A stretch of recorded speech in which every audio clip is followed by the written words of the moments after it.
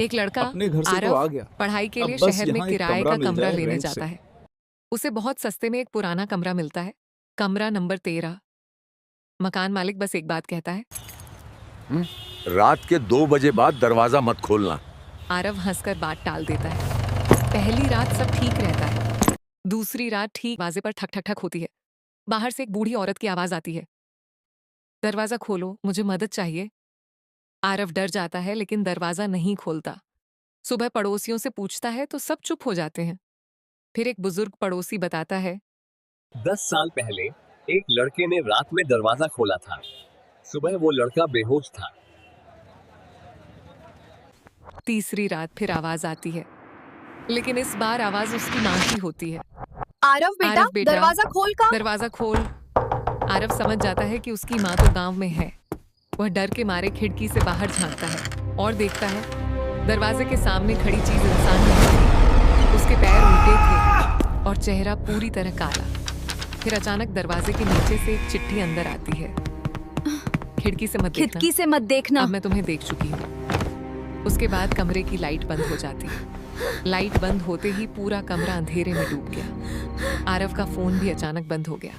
बाहर से वही आवाज आई, अब तुमने मुझे देख लिया है। बाद दरवाजा अपने आप चर करके खुलने लगा, जबकि दरवाजा अंदर से लॉक था। धीरे धीरे किसी के चलने की आवाज कमरे में आने लगी, थक थक थक। लेकिन अजीब बात, वो कदमों की आवाज उल्टे पैरों की थी। आरव ने बिस्तर के नीचे से देखा, काले पैर उल्टे मुड़े हुए।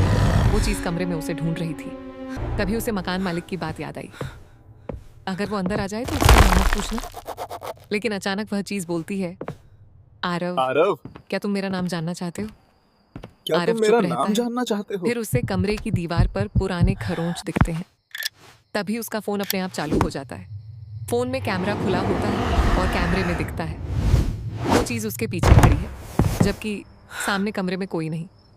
आरव समझ जाता है वो जो दिखती है असल में वहां नहीं होती, वो हमेशा पीछे होती है।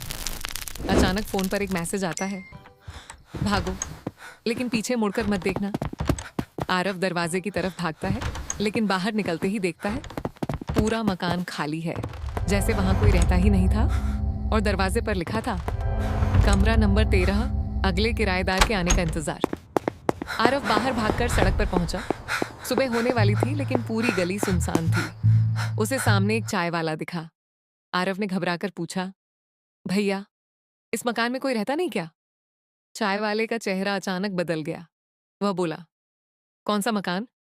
आरव पीछे मुड़कर देखता है। जहां मकान था वहां सिर्फ जला हुआ खंडहर था। आरव के पैरों तले जमीन खिसक गई। चाय वाले ने बताया, 10 साल पहले यहां आग लगी थी, पूरा मकान जल गया था और एक लड़का अंदर फंसकर मर गया था। आरव समझ गया, वो लड़का वही था जिसकी बात पड़ोसी ने की थी। लेकिन सबसे बड़ा झटका अभी बाकी था। आरव ने अपना फोन खोला। उसमें एक पुरानी फोटो थी। फोटो में वही कमरा नंबर 13 और बिस्तर पर बैठा लड़का, वो खुद आरव था। लेकिन ये फोटो 10 साल पुरानी तारीख की थी। तभी फोन पर आखिरी मैसेज आया, अब याद आया, उस रात दरवाजा तुमने ही खोला था। आरव को अचानक सब याद आने लगा। वो कोई नया किराएदार नहीं था। वो हर 10 साल बाद उसी जगह लौटता था, अपनी मौत की रात दोबारा जीने के लिए। और जो दरवाजे पर आती थी वो किसी और की नहीं, उसकी अपनी गलती की परछाई थी। अंतिम सीन।